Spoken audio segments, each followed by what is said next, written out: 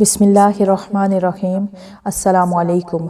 कहानी hub official में खुशामदीद। आज फिर दोस्तों मैं आपके लिए एक बहुत ही अच्छी और सच्ची कहानी लेकर आई हूँ। नए आने वाले दोस्तों से गुजारिश है कि वो मेरा चैनल को सब्सक्राइब करें और बेल आइकन को प्रेस करें। तो चलिए बढ़ते हैं कहानी की जानिब। दिसंबर की एक सर्द शाम थी। मैं अपने बंगले के टेरेस पर खड़ा था और दूर दूर तक फैले हुए बर्फ से ढके हुए पहाड़ों को देख रहा था। मुझे हर तरफ बर्फ ही बर्फ दिखाई दे रही थी। बर्फ के अलावा उन पहाड़ों पर किसी ज़ीरुह का नामो निशान नहीं था। अचानक मेरी नज़र अपने बंगले की तरफ बढ़ते हुए एक बहुत बड़े सांप पर पड़ी। वो सांप मुसलसल मेरे बंगले के गेट की तरफ बढ़ रहा था। उसे देखकर मेरे खौफ से रोंगटे खड़े हो गए। मैंने इतना बड़ा सांप आज तक नहीं देखा था। मैं सोचने लगा कि अगर ये सांप घर में घुस गया तो फिर क्या होगा। नहीं नहीं, इसे मैं घर में दाखिल होने से पहले ही खत्म कर दूंगा। लेकिन इसे मारेगा कौन? गार्ड तो 2 दिन पहले छुट्टी लेकर अपने गांव चला गया था। अब इस वीरान इलाके में सिर्फ मैं और एहसान बाबा ही हैं। मैं तो इस सांप को मारने से रहा। हाँ, एहसान बाबा से कहता हूँ, शायद वो इसको मार दें। हाँ, यकीनन वो इस सांप को मार देंगे क्योंकि वो बहुत बहादुर इंसान है। एहसान बाबा, एहसान बाबा। मैंने एहसान बाबा को आवाज़ दी। कुछ ही लम्हों में सीढ़ियों से भागते हुए कदमों की आवाज़ सुनाई दी। फिर अचानक एहसान बाबा सीढ़ियों से नमूदार हुए। क्या बात है आर्यन, तुम काफी घबराए हुए नजर आ रहे हो। क्या हुआ है? मैंने सांप से निगाह हटाकर एहसान बाबा की तरफ देखा और कहा, एहसान बाबा, एक बहुत ही बड़ा सांप हमारे घर में दाखिल होने वाला है। अगर वो घर में दाखिल हो गया तो मुझे और आपको मार देगा। हमें उसे अंदर आने से पहले खत्म करना होगा। आप बहुत ही बहादुर इंसान हैं और आपका निशाना भी बहुत अच्छा है। प्लीज मेरे कमरे से गन ले आएं और इस सांप को मार दें। मैं इतना कहकर चुप हो गया तो एहसान बाबा बोले, कहाँ है सांप? वो गेट के करीब है। मैंने उस जगह की तरफ इशारा किया जहां चंद पहले वो सांप था। लेकिन ये क्या? वहां तो अब सांप का नामो निशान भी मौजूद नहीं था। मैंने हैरानगी से उस जगह के इर्द गिर्द देखा कि शायद वो इधर उधर होगा, लेकिन वो कहीं भी नहीं था। अचानक से वो सांप कहाँ गया होगा, मैं सोचने लगा। मुझे कुछ भी समझ नहीं आ रही थी। एहसान बाबा हैरानगी से मेरे चेहरे को देख रहे थे और कभी उस जगह को देख रहे थे जहां मैंने बताया था कि सांप है। आर्यन बेटा, मेरा ख्याल है कि तुम्हें कोई गलत फहमी हुई है। देखो, वहां तो कोई सांप नहीं है। एहसान बाबा ने कहा तो मैं बोला, नहीं बाबा, ऐसा कैसे हो सकता है? मैंने खुद अपनी आंखों से उस सांप को देखा था। वो रेंगता हुआ हमारे घर की तरफ आ रहा था। मैं काफी देर उसको देखता रहा था। आपके आने पर मैंने उससे नजरें हटाई थी और दोबारा जब मैंने उस जगह देखा तो वहां नहीं था। मुझे समझ नहीं आ रही है कि ये क्या चक्कर है। ना तो मैं उसे वहम तस्वर कर सकता हूँ और ना ही इस बात को जुटला सकता हूँ। मैं चुप हो गया। बाबा कुछ देर सोचने के बाद बोले, चलो छोड़ो बेटा इस बात को, आओ मैंने चाय बनाई है, हम चलकर चाय पीते हैं। मैं बाबा के साथ किचन में चला गया। हम दोनों ने मिलकर चाय पी और गपशप में मसरूफ हो गए। अचानक मेरे मोबाइल की ट्यून बजी। मैंने कोट की जेब से मोबाइल निकाला। मेरी फैक्ट्री से कॉल थी। मैंने कॉल अटेंड की। दूसरी तरफ से मैनेजर की आवाज़ सुनाई दी, अस्सलाम वालेकुम। मैंने जवाब दिया, वालेकुम अस्सलाम। तो वो बोला, आर्यन साहिब, क्या हाल है आपका? मैंने कहा, बिल्कुल ठीक हूँ, आप कैसे हैं? और खैरियत तो है? इस वक्त आपने कॉल क्यों की? मैनेजर बोला, मैं ठीक हूँ, कल एक बहुत इंपॉर्टेंट मीटिंग है, इसमें आपका होना बहुत ही ज़रूरी है। इस मीटिंग में क्लाइंट से बहुत बड़ी डील होने की तवक्का है। इस डील से फैक्ट्री को बहुत फ़ायदा होगा। प्लीज़ आप कल शहर आ जाए और इस मीटिंग को अटेंड कर लें। वैसे भी बहुत दिनों से आपने फैक्ट्री का चक्कर नहीं लगाया, फैक्ट्री का भी चक्कर लगा लीजिएगा। वो चुप हो गया और मैंने कहा, ओके, मैं कल सुबह ही आ जाऊंगा। इतना कहकर मैंने कॉल काट दी। सुबह 8 बजे मेरी आंख खुली। मैं जल्दी से नहाया धोया, नाश्ता किया, अपनी कार पर शहर की तरफ रवाना हो गया। 2 घंटों की मुसलसल मुसाफत के बाद मैं शहर पहुंचा। मैंने गाड़ी को अपनी फैक्ट्री की तरफ जाने वाली सड़क पर डाला और फैक्ट्री की तरफ बढ़ने लगा। कुछ ही देर बाद मैं फैक्ट्री में पहुंच गया। सबसे पहले मैं अपने ऑफिस गया। कई दिनों बाद मैं अपने ऑफिस आया था, इसलिए कुछ अजीब सा लग रहा था। कुछ देर रेस्ट करने के बाद मैंने फैक्ट्री का चक्कर लगाया। इतने में मीटिंग का टाइम हो गया। मैंने मीटिंग अटेंड की। मीटिंग कामयाब रही। क्लाइंट्स के साथ करोड़ों की डील तय हुई। शाम के वक्त मैंने वापस घर का सफर शुरू किया। आधे घंटे बाद मेरी कार शहर की आबादी से बहुत दूर जा चुकी थी।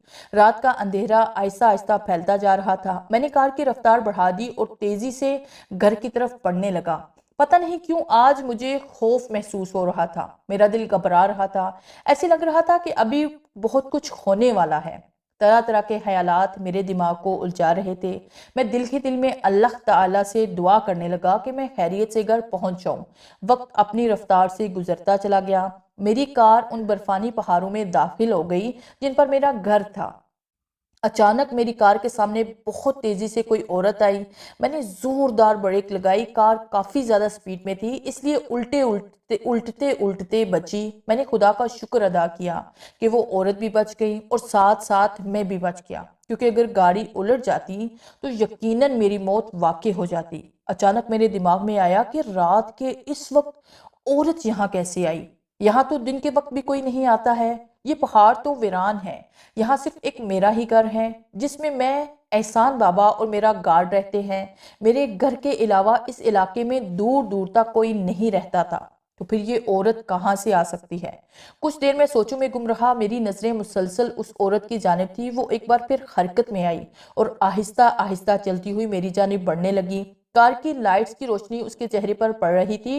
वो एक बहुत हसीन लड़की थी। जो वो आगे बढ़ रही थी, ऐसे लग रहा था कि उसकी खूबसूरती में इजाफा होता जा रहा था। चंद लम्हों में वो कार के करीब पहुंच चुकी थी। उसने कार का अगला दरवाजा खोला और मेरे साथ वाली सीट पर आकर बैठ गई। मैंने उसके चेहरे को गौर से देखा तो मुझे ऐसा लगा कि वो इंसान नहीं है, कोई परी है। वो बहुत ही मासूम थी और बेहद हसीन थी।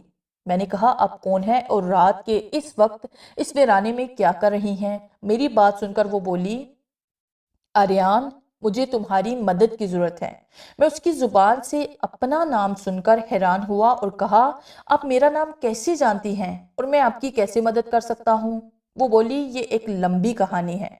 तुम गाड़ी चलाओ, मैं घर जाकर तुम्हें सब कुछ बताती हूँ। मैंने गाड़ी को गियर में डाला और आगे बढ़ा दी। कुछ ही देर बाद हम घर पहुंच गए। एहसान बाबा मेरे साथ एक अजनबी लड़की को देखकर हैरान रह गए। मैंने उस लड़की को ड्राइंग रूम में बिठाया और खुद भी उसके पास बैठ गया। मैंने कहा, जी अब बताएं, मैं आपकी क्या मदद कर सकता हूँ? वो लड़की कुछ देर चुप रही, फिर बोली, मैं एक नागिन हूँ। क्या? मेरे मुंह से बेइख्तियार निकला। हाँ, मैं वाकई नागिन हूँ। हम नागों में ये सलाहियत होती है कि जब हमारी उम्र 100 साल हो जाती है तो हम अपनी मर्जी से कोई भी रूप इख्तियार कर सकते हैं। जब मेरी उम्र 100 साल हुई तो मैंने ये इंसानी रूप अपना लिया। अब मैं जब चाहूँ नागिन बन सकती हूँ और जब चाहूँ इंसानी रूप में आ सकती हूँ। कल शाम जो सांप तुम्हें दिखाई दिया था वो कोई और ना था, मैं ही थी। मेरे पास बहुत ज्यादा ताकतें हैं। मैं चाहूँ गायब हो सकती हूँ और जब चाहूँ नमूदार हो सकती हूँ। कल जब तुमने मुझे देख लिया था तो मैं गायब हो गई थी, क्योंकि मैं उस वक्त तुम्हारे सामने नहीं आना चाहती थी। इतना कहकर वो लड़की चुप हो गई और मैं उसे सर से पांव तक गौर से देखने लगा। मुझे समझ नहीं आ रही थी कि वो लड़की सच कह रही है या फिर झूठ बोल रही है। मुझे उसमें ऐसी कोई चीज दिखाई नहीं दी जिससे ये जाहिर होता कि वो वाकई एक नागिन है। मैंने आज तक कभी नहीं सुना था कि नाग इंसानी रूप भी इख्तियार कर सकते हैं। मैंने अपने दिमाग से तमाम ख्यालात को झटका और उससे बोला, मैं कैसे यकीन करूं कि आप एक नागिन हो? मैंने तो आज तक ऐसा नहीं सुना कि नाग 100 साल बाद इंसानी रूप इख्तियार कर सकते हैं। मेरा ख्याल है कि आप मुझसे मजाक कर रही हैं। मेरी बात सुनकर वो बोली, नहीं, मैं सच कह रही हूँ, मैं वाकई नागिन हूँ। अगर आपको यकीन नहीं है तो मैं आपको नागिन वाला रूप अपनाकर दिखाती हूँ, फिर आपको यकीन आ जाएगा। हाँ ठीक है, तुम अपना नागिन वाला रूप दिखाओ, मैंने कहा। तो उसने आंखें बंद कर ली और मुंह में कुछ पड़ने लगी। अचानक उसकी हालत तब्दील होने लगी। वो नागिन बनने लगी। चंद ही लम्हों बाद वो मुकम्मल नागिन में तब्दील हो गई थी। अपने करीब एक नागिन को देखकर मेरी सांस रुकने लगी। खौफ मेरे पूरे जिस्म में सरायत कर गया। मुझे यूं लगने लगा जैसे वो मुझे डस लेगी। उसने अपनी आंखें खोली थी। वो बार बार मुंह खोलकर जुबान को बाहर निकालती तो मैं खौफ से अपनी आंखें बंद कर लेता था। काफी देर वो इसी रूप में रही, फिर उसने अपना रूप बदलना शुरू कर दिया और एक बार फिर इंसानी शक्ल इख्तियार कर ली। अब तो यकीन आ गया ना, या अब भी नहीं आया? नाकी ने कहा तो मैं अपने खौफ पर बमुश्किल काबू पाते हुए बोला, हाँ बिल्कुल, अब मुझे यकीन आ गया है कि तुम एक नागिन हो। लेकिन तुमने अभी तक मुझे ये नहीं बताया कि तुम्हारे साथ मसला क्या है और मैं तुम्हारी कैसे मदद कर सकता हूँ। नागिन ने एक लंबी सांस खारिज की और बोली, मैं अपने कजन नाग को बचपन से पसंद करती थी। वो भी मुझे बहुत पसंद करता था। हम दोनों ने बचपन का एक एक लम्हा एक दूसरे के साथ गुजारा था। हम दोनों एक दूसरे के दीवाने थे। हम दोनों इकट्ठे खेलते कूदते और जंगल की सैर करते थे। हमारा घर एक जंगल में था। वक्त गुजरता चला गया और हम दोनों जवान होते चले गए। नाग जब जवान यानी कि 100 साल के हो जाते हैं तो वो कोई भी रूप इख्तियार कर लेते हैं। हमें भी उस वक्त का शिद्दत से इंतजार था जब हम जवान होकर किसी और रूप को अपनाया था। मैंने और मेरे नाग ने पहले ही फैसला कर लिया था कि जब हम जवान हो जाएंगे तो हम इंसानी रूप अपनाएंगे और फिर इंसानी दुनिया में जाकर इंसानों के साथ रहेंगे, बिल्कुल इंसानों की तरह। हमारी इंतजार की घड़ियां एक दिन खत्म हो गई। हम दोनों 100 साल के हो गए और हम दोनों ने इंसानी रूप अपना लिया। मेरे नाग ने अपने आप को एक खूबसूरत लड़का बना लिया और मैंने अपने आप को एक हसीन लड़की बना लिया। हम दोनों इंसानी दुनिया में आ गए और इस्लाम कबूल कर लिया। फिर हमने इस्लामी तालीमात के मुताबिक निकाह किया और इंसानी दुनिया ही में रहने लगे। इंसान बहुत अच्छे थे, वो हमसे बहुत प्यार करते थे। हम दोनों बहुत खुश थे। लोगों को हमने अपना नाम नायाब और नाग ने अपना नाम अनमोल बताया था। हम दोनों काफ़ी अरसा उस आबादी में रहे। हमने लोगों पर यह जाहिर नहीं होने दिया कि हम इंसान नहीं बल्कि नाग है। एक दिन एक साधु उस इलाके में आ निकला। वो बहुत ही ताकतवर था और मक्कार भी था। उसने अपने जादू के जरिए ये जान लिया कि हम इंसान नहीं हैं बल्कि नाग हैं। उसने धोखे से मुझे और नाग को कैद कर लिया और हमें अपने साथ एक वीरान इलाके में ले गया। उस वीराने में उस साधु का तिलिस्म फैला हुआ था। वहां कोई परिंदा भी उसकी इजाजत के बगैर पर नहीं मार सकता था। उसने मुझे और अनमोल को कैद कर लिया। हमने वहां से निकलने की बहुत कोशिश की लेकिन कामयाब नहीं हो सके। एक दिन साधु ने मुझे कहा कि अगर मैं इसे हर रोज एक इंसानी लाश लाकर दूं तो वो मुझे और मेरे नाग अनमोल को आजाद कर लेगा। मैंने उससे पूछा कि वो इंसानी लाश का क्या करेगा। उसने कहा कि वो एक बहुत बड़ी शक्ति हासिल करने के लिए 41 लाशों पर 41 दिनों का चिल्ला करेगा। 41 दिनों बाद जब उसका चिल्ला मुकम्मल हो जाएगा तो वो मुझे और अनमोल को आज़ाद कर देगा। मैंने उसकी बात मान ली और उसे हर रोज़ एक इंसानी लाश लाकर देने लगी। 41 दिनों बाद जब उसका चिल्ला मुकम्मल हो गया तो मैंने उसे कहा कि वो मुझे और नाग को आज़ाद कर दे। उसने मुझे तो आज़ाद कर दिया लेकिन अनमोल को आज़ाद ना किया। वो आज भी उस शैतान साधु की कैद में है। मैंने उसे आज़ाद कराने की कई बार कोशिश की है लेकिन एक बार भी कामयाब नहीं हो सकी हूँ। अगर तुम मेरी मदद करो तो अनमोल को आज़ाद कराया जा सकता है। इतना कहकर वो खामोश हो गई। मैं हैरानगी से उसे देखे जा रहा था। उसने एक बहुत अजीबो गरीब कहानी सुनाई थी। इस कहानी पर यकीन करने वाले शख्स को पागल तस्वर किया जा सकता था। मैं खुद भी कोई फैसला नहीं कर पा रहा था कि वो सच कह रही है या फिर झूठ बोल रही है। वो सच कह रही थी क्योंकि हकीकत में एक नागिन ही थी और वो नागिन बनकर मुझे दिखा भी चुकी थी। मैंने सोचा और उससे कहा, मैं अनमोल को साधु से आज़ाद करने में तुम्हारी मदद कैसे कर सकता हूँ। तुमने बताया कि वो साधु बहुत ताकतवर है, उसके पास जादुई ताकतें हैं, जबकि मैं तो एक बहुत मामूली सा इंसान हूँ, मेरे पास तो कोई ताकत भी नहीं है। इतना कहकर मैं चुप हो गया। तो वो बोली, अगर तुम मेरे साथ वादा करो कि तुम मेरे अनमोल को आज़ाद करवाओगे तो मैं तुम्हें एक ऐसा राज बताऊंगी जिससे तुम बहुत ताकतवर बन जाओगे। उस साधु की ताकतें तुम्हारी ताकतों के आगे बेबस हो जाएंगी। मैं बोला, मैं तुमसे वादा करता हूं कि तुम्हारे अनमोल को साधु से आज़ाद कराने की हर मुमकिन कोशिश करूंगा। तो मुझे वो तरीका बता दो जिससे मैं जादू की ताकतें हासिल कर सकता हूँ। नायाब कुछ देर सोचने के बाद बोली, यहाँ से बहुत दूर काले पहाड़ हैं। उन पहाड़ों में एक ऐसी गार है जिसमें 200 बदरूहें कैद हैं। उस गार के बाहर एक नीले रंग की किताब पड़ी हुई है। वो जादुई किताब है। उसमें एक ऐसा मंत्र है जिसको जो शख्स भी पढ़ेगा गार में कैद बदरूहें उसकी गुलाम बन जाएंगी। वो बदरूहें बहुत ताकतवर हैं। अगर तुम उन बदरूहों को अपना गुलाम बना लो तो तुम दुनिया का हर काम उनसे करवा सकते हो। मेरे अनमोल को साधु से आज़ाद करवा सकते हो, लेकिन इस किताब तक पहुंचना बहुत मुश्किल है। उस तक पहुंचने के लिए तुम्हें बहुत सी मुश्किलात का सामना करना पड़ेगा। इतना कहकर वो चुप हो गई।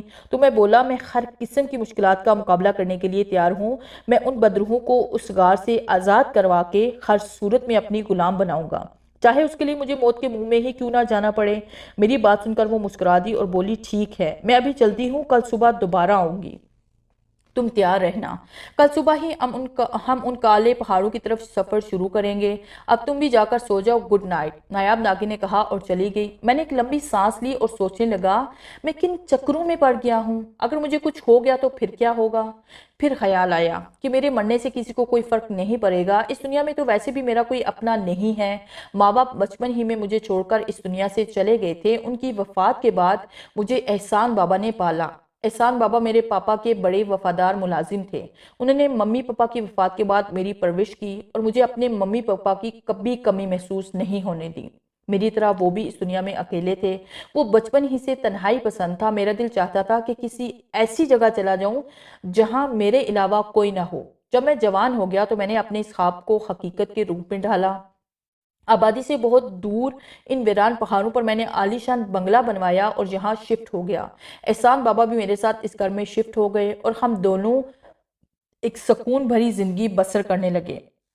मेरे दिमाग पर माजी के उभरते हुए वाकयात रुक गए और मैं होश की दुनिया में वापस आ गया। अरियान बेटा, आओ खाना खाओ, मैं खाने की टेबल पर तुम्हारा इंतजार कर रहा हूँ। एहसान बाबा की आवाज़ सुनाई दी। मैंने उनके साथ खाना खाया और अपने रूम में जाकर सो गया। सुबह जब मेरी आंख खुली तो सूरज चढ़ गया था। मौसम हस्बे मामूल सख्त सर्द था, बर्फ पिघल रही थी। मैंने मुंह हाथ धोया और नाश्ता करने लगा। इतने में नायाब भी आ गई। मैंने जल्दी से नाश्ता खत्म किया और नायाब के साथ उन काले पहाड़ों की जानिब सफ़र शुरू कर दिया जिनके एक गार में 200 बदरूहें कैद थी। आज नायाब को मैंने गौर से देखा था। वो बहुत हसीन थी। सूरज की रोशनी जब उसके चेहरे पर पड़ती थी तो उसका चेहरा हीरे की तरह चमकता था। उसकी नीली आंखें, दोदिया रंग और शानों पर बिखरे हुए बाल कयामत ढा रहे थे। पता नहीं क्यों वो मेरे दिल में उतरती जा रही थी, ये जानते हुए भी कि वो इंसान नहीं है बल्कि एक नागिन है और वो किसी और को पसंद भी करती है। पता नहीं क्यों मुझे उससे प्यार होने लगा था। हम दोनों मुसलसल उन काले पहाड़ों की तरफ चलते जा रहे थे।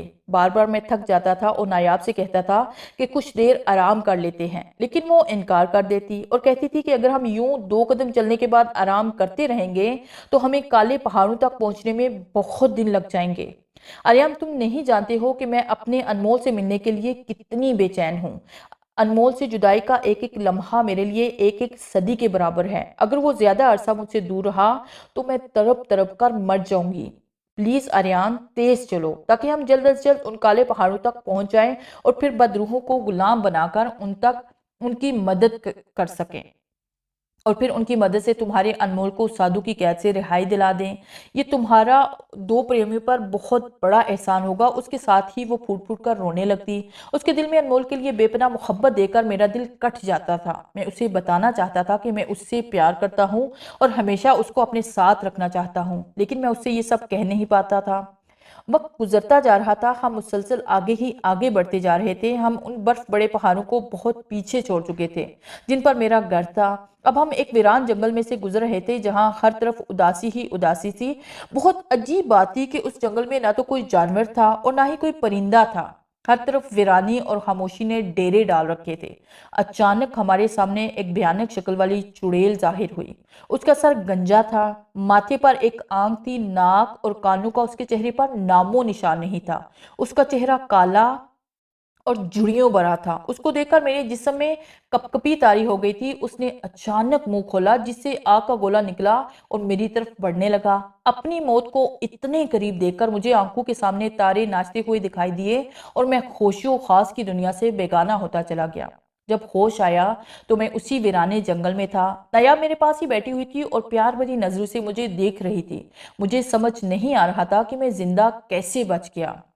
उस आग से जलकर मुझे मर जाना चाहिए था, फिर भी मैं जिंदा कैसे बच गया। मैं उन्हीं सोचों में गुम था कि नायाब की आवाज सुनाई दी, शुक्र है आर्यन, तुम्हें होश आया है। पूरे 5 घंटों से तुम्हें होश में लाने की कोशिश कर रही हूँ, लेकिन तुमने खौफ को अपने ऊपर इतना ज्यादा सवार कर लिया था कि होश में आने का नाम ही नहीं ले रहे थे। चलो अब जल्दी से खाना खा लो, फिर हम दोबारा से अपना सफर शुरू करेंगे। मैंने उसकी तरफ देखा और कहा, मैं जिंदा कैसे बच गया और आग का गोला कहाँ गया। मुझे तो अब तक उस आग से जलकर राख बन जाना चाहिए था। फिर मैं बच कैसे गया। वो मुस्कुराते हुए बोली, अरे पगले, जब तक मैं तुम्हारे साथ हूं तुम्हें दुनिया की कोई ताकत नुकसान नहीं पहुंचा सकती। मैंने ही तुम्हें उस आग से बचाया था और उस चुड़ैल को भी खत्म कर दिया है जिसने तुम्हारी तरफ आग फेंकी थी। तुम्हें भूख लगी होगी, ये फल खा लो, फिर हम अपनी मंजिल की तरफ दोबारा सफर शुरू करेंगे। उसने मुझे कुछ जंगली फल दिए जिनसे मैंने अपनी भूख मिटाई और हम फिर अपनी मंजिल की तरफ चल पड़े। सूरज गुरूब होने के करीब था। हम बहुत तेजी से आगे बढ़ रहे थे। हम चाहते थे कि सूरज गुरूब होने से पहले पहले हम उस खौफनाक जंगल से बाहर निकल जाएं। कुछ ही देर बाद सूरज गरूब हो गया। हम अभी तक उस जंगल से बाहर ना निकल पाए थे कि अंधेरे में चलना दुश्वार था। इसलिए हमने रात उसी जंगल में गुजारने का इरादा किया। हमने लकड़ियां इकट्ठी करके आगे जलाई और उसके गिर्द बैठ के मैंने सोचा कि क्यों ना आज नायाब से अपने दिल की बात कह डालूं। फिर मैंने ऐसा ही किया। उससे कह दिया कि मैं तुमसे प्यार करने लगा हूँ। मेरा जी चाहता है कि तुम हमेशा मेरे पास बैठी रहो और मैं तुम्हें तकता रहूं। इसी तरह मेरी सारी जिंदगी गुजर जाए। मेरी बात सुनकर नायाब मुस्कुरा दी और बोली, आर्यान, तुम जानते हो मैं अनमोल से प्यार करती हूँ। उसके अलावा किसी और के बारे में मैं सोच भी नहीं सकती। औरत की जिंदगी में सिर्फ एक ही मर्द आया करता है और मेरी जिंदगी में वो मर्द आ चुका है। अब किसी और की मेरी जिंदगी में आने की गुंजाइश नहीं है। और वो वैसे भी तुम एक इंसान हो और मैं एक जहरीली नागिन हूँ। इंसान और नागिन का मिलाप कैसे हो सकता है? तुम अपने दिमाग से इस ख्याल को निकाल दो क्योंकि तुम कभी भी मुझे हासिल नहीं कर सकते हो। वो चुप हो गई। उसकी बातें मेरे दिल पर तीरों की तरह लगी जिनसे मेरा दिल जख्मी जख्मी हो गया। मैंने जिंदगी में पहली बार प्यार किया था। जिंदगी में पहली बार मेरा दिल किसी के लिए धड़का था। लेकिन उसकी बातों ने तो मेरे सारे सपने तोड़ दिए थे। मेरे दिल की धड़कन को रोक दिया था। वक्त गुजरता रहा। उसकी बातें मेरे दिमाग में गर्दिश करती रही। न जाने कितनी ही देर में उसकी कही हुई बातों को सोच सोच कर खून जलाता रहा। फिर मुझे नींद आने लगी और मैं वहीं आग के करीब ही सो गया। सुबह मेरी आंख नायाब के जगाने पर खुली। मैंने जंगली फलों से नाश्ता किया और नायाब के साथ मंजिल की तरफ चल पड़ा। तकरीबन 2 घंटों के मुसलसल सफर के बाद वो वीरान जंगल खत्म हो गया और हम एक सरसब्जो शादाब इलाके में दाखिल हो गए। ये इलाका बहुत ही खूबसूरत था। वहां तरह तरह के फूल खिले हुए थे जो बहुत खूबसूरत थे। मैं और नायाब मुसलसल उन काले पहाड़ों की जानिब चलते रहे जहां वो बदरूहें कैद थी। अचानक एक बहुत बड़ा भूत हमारे सामने नमूदार हुआ। उसने भागकर मुझे पकड़ लिया। मैं उसके बड़े बड़े हाथों में तड़पने लगा। उसने मुझे ऊपर उठा लिया और फिर जोर से जमीन पर पटक दिया। मुझे अपने जिस्म की हड्डियां टूटती हुई महसूस हुई। मेरा पूरा जिस्म दुखने लगा। दर्द से मेरी चीखें निकलने लगी। वो भूत एक बार फिर मेरी तरफ बढ़ा। इससे पहले कि वो मुझे उठाता, एक नाग ने उसे ढस लिया। नाग के डसते ही वो भूत तड़पने लगा और फिर पानी बनकर जमीन में जज्ब हो गया। उस नाग ने अपना रूप बदलना शुरू कर दिया और फिर कुछ ही देर में उसने इंसानी शक्ल इख्तियार कर ली। वो कोई और ना था बल्कि नायाब थी। उसने भागकर मुझे उठाया। दर्द से मैं अभी तक कराह रहा था। नायाब ने कुछ पढ़कर मुझ पर फूंक मारी तो मेरे जिस्म से दर्द खत्म हो गया और हम एक बार फिर अपनी मंजिल की जानिब गामजन हो गए। अभी हम थोड़ी दूर ही गए थे कि एक खौफनाक उड़ता हुआ काले रंग का पंजा आया। वो मेरी गर्दन के साथ चिपट गया। उसके नोकीले नाखून मेरी गर्दन में धंस गए और मेरी गर्दन से खून निकलने लगा। मैं एक बार फिर दर्द की वजह से चीखने लगा। नायाब भी मेरी ये हालत देखकर परेशान हो गई। वो कुछ पढ़कर उस पंजे पर फूंके मारने लगी लेकिन उसकी फूंकों का उस पंजे पर कोई असर ना हुआ। मेरी गर्दन से बहने वाला खून मेरे कपड़े सुर्ख कर गया। मुझ पर गुनूद की तारी होने लगी। अचानक मेरे दिमाग में आया कि आयतुल कुर्सी पढ़ता हूँ, इससे शायद वो पंजा मेरी गर्दन छोड़ दे। फिर मैंने ऐसा ही किया। ऊंची ऊंची आवाज में आयतुल कुर्सी पढ़ने लगा। नतीजा मेरी तवक्का के ऐन मुताबिक निकला। वो पंजा मेरी गर्दन को छोड़कर हवा में तहलील हो गया और फिर देखते ही देखते नजरों से ओझल हो गया। मैंने एक सुकून की सांस ली। मेरी गर्दन से खून अभी तक निकल रहा था। नायाब ने अपने डूबते हुए कौवे को फाड़ा और उससे मेरी गर्दन पर पट्टी कर दी जिसकी वजह से मेरी गर्दन से खून निकलना बंद हो गया और हम एक बार फिर से अपनी मंजिल पर पहुंचने के लिए मौत के रास्ते पर चल पड़े। नायाब बहुत परेशान थी। वो बार बार मुझसे पूछती थी कि मुझे ज्यादा तकलीफ तो नहीं हो रही। मैं उसकी बात पर मुस्कुरा देता और कहता, नहीं पगली, मुझे बिल्कुल भी तकलीफ नहीं हो रही। मैं तो बहुत सुकून में हूँ। मेरी रूह खुश है। ये जिस्मानी तकलीफें मुझे कोई नुकसान नहीं पहुंचा सकती। मेरी रूह पुरसुकून है कि मैं अपने प्यार की खातिर ये तकलीफें बर्दाश्त कर रहा हूँ। अगर अपने प्यार की खातिर मुझे अपनी जान भी कुर्बान करनी पड़ी तो इससे मैं दरेग नहीं करूंगा। मैं अपने प्यार को यानी तुम्हें हर सूरत में खुश देखना चाहता हूँ और मुझे पता है कि तुम उसी वक्त खुश होगी जब तुम्हारा अनमोल तुम्हें मिल जाएगा। मेरा तुमसे वादा है कि तुम्हारे अनमोल को हर सूरत में तुमसे मिलाऊंगा। वक्त गुजरता जा रहा था। सूरज बड़ी तेजी से मगरबी पहाड़ों की जानिब बढ़ रहा था। शायद हमारी तरह वो भी जल्द अज जल्द अपनी मंजिल तक पहुंचना चाहता था। हमारी रफ्तार भी कुछ कम न थी। हम दौड़ने की स्पीड से चल रहे थे। मैं और नायाब चाहते थे कि जल्द अज जल्द हम उन काले पहाड़ों तक पहुंच जाएं जिनमें बदरूहें कैद हैं। नायाब को अपने प्रेमी से मिलने की बेचैनी थी और मैं भी वही चाहता था कि वो जल्द अज जल्द अनमोल से मिल जाए, क्योंकि वो अनमोल के लिए बहुत उदास थी और मुझसे उसकी उदासी बर्दाश्त नहीं हो रही थी। सूरज गुरूब होने के करीब था कि हमें बहुत दूर काले पहाड़ दिखाई दिए। उन्हें देखकर नायाब की खुशी से चीख निकल गई और मैं भी खुश हो गया। हमने अपनी रफ्तार मजीद तेज कर दी ताकि हम सूरज गुरूब होने से पहले उन पहाड़ों तक पहुंच जाएं। कुछ ही देर में हम उन पहाड़ों के करीब पहुंच गए। फिर हम उन गार को तलाश करने लगे जिनमें बदरूहें कैद थी और उस गार के बाहर वो किताब थी जिससे उन बदरूहों को गुलाम बनाया जा सकता था। जल्द ही हमें वो गार मिल गया और किताब भी मिल गई। नायाब ने मुझसे कहा कि वो किताब उठाओ और मंत्र को पढ़कर बदरूहों को अपना गुलाम बना लो। मैंने ऐसा ही कहा किया। वो मैंने उससे पूछा कि वो खुद इस किताब से मंत्र पढ़कर बदरूहों को अपना गुलाम क्यों नहीं बना लेती, तो वो मुस्कुरा दी और बोली, अगर मैं ऐसा कर सकती तो तुम्हें इतनी तकलीफ क्यों देती। मुझे कोई शौक नहीं था तुम्हें इतने दूर लाने का और इतनी अजियत से गुजारने का। इस किताब में जो मंत्र लिखा हुआ है इसे सिर्फ कोई इंसान ही पढ़ सकता है। अगर कोई और मखलूक इस मंत्र को पढ़ेगी तो वो जलकर राख बन जाएगी। अच्छा, तुम जल्दी से इस किताब को उठाओ और मंत्र को पढ़कर बदरूहों को अपना गुलाम बना लो। फिर हम इस साधु की तरफ चलते हैं जिसने मेरे अनमोल को कैद कर रखा है। मैंने वो किताब उठाई और उसे खोला। उसमें चंद अजीब सूरतों वाली बदरूहें निकलकर मेरे सामने जमा हो गई। उस सब ने गुलामों की तरह अपने सर झुकाए हुए थे। मैंने उन्हें हुक्म दिया कि वो मुझे और नायाब को उस साधु के पास ले चलें जिसने अनमोल को कैद किया हुआ था। वो हमें ले उड़ी और एक सहरा में लेकर जाकर उतार दिया। अचानक एक बूढ़ा सा आदमी हमारे सामने नमूदार हुआ। उसे देखते ही अनमोल चिल्लाई, यही है वो साधु, बदरूहों से कहो कि इसे मार दे। मैंने उसकी बात सुनकर बदरूहों को हुक्म दिया कि इस साधु का खात्मा कर दो। उस साधु ने कुछ पढ़कर फूंक मारी तो वहां बहुत से जिन भूत नमूदार हुए। फिर बदरूहों और भूतों के दरमियान एक खौफनाक जंग हुई जिसमें बदरूहें जीत गई और भूत जान की बाजी हार बैठे। अचानक एक नाग रेंगता हुआ हमारी तरफ आया। हमारे करीब आकर उसने इंसानी शक्ल अख्तियार कर ली। उसे देखते ही नायाब चिल्लाई, अनमोल, मेरे अनमोल, देखो मैंने तुम्हें आज़ाद करा लिया। और उसके साथ ही वो उसकी तरफ दौड़ी। बदरूहें अब साधु की जानिब बढ़ रही थी। भूरे ने उनसे बचाव के लिए आग चारों तरफ फेंकनी शुरू कर दी जिससे कुछ बदरूहें जलकर खाक हो गई। एक आग का गोला अनमोल की तरफ आया और उसने अनमोल को अपनी लपेट में ले लिया। अनमोल जलने लगा। आहिस्ता आहिस्ता आग ने उसको मुकम्मल अपनी लपेट में ले लिया। नायाब उसके करीब पहुंच चुकी थी। नायाब ने उसे गले से लगा लिया और चिल्लाते हुए बोली, अनमोल, मैं तुम्हें अकेले मरने नहीं दूंगी। मैं तुम्हारे बगैर नहीं रह सकती। मैं तुम्हारे साथ मरूंगी। आग ने अनमोल के साथ साथ नायाब को भी अपनी लपेट में ले लिया और वो भी जलने लगी। कुछ ही देर में आग ने उन दोनों प्रेमियों को जलाकर राख कर दिया। बदरूहों ने साधु को पकड़ लिया था। उन्होंने उसे बहुत ऊंचाई तक उठाकर जमीन पर फेंका जिससे उसकी हड्डियां टूट गई और वो मर गया। मैंने बदरूहों को हुक्म दिया कि वो मुझे वापस मेरे घर पहुंचा दें। उन्होंने मुझे घर पहुंचा दिया। इस वाक़े को कई बरस गुजर चुके हैं। जब भी मुझे उस वाक़े की याद आती है तो मेरी आंखों से आंसू बहने लगते हैं और मेरा दिल गमगीन हो जाता है कि मैं तो दो प्रेमियों को मिलाने के लिए गया था, लेकिन वो तो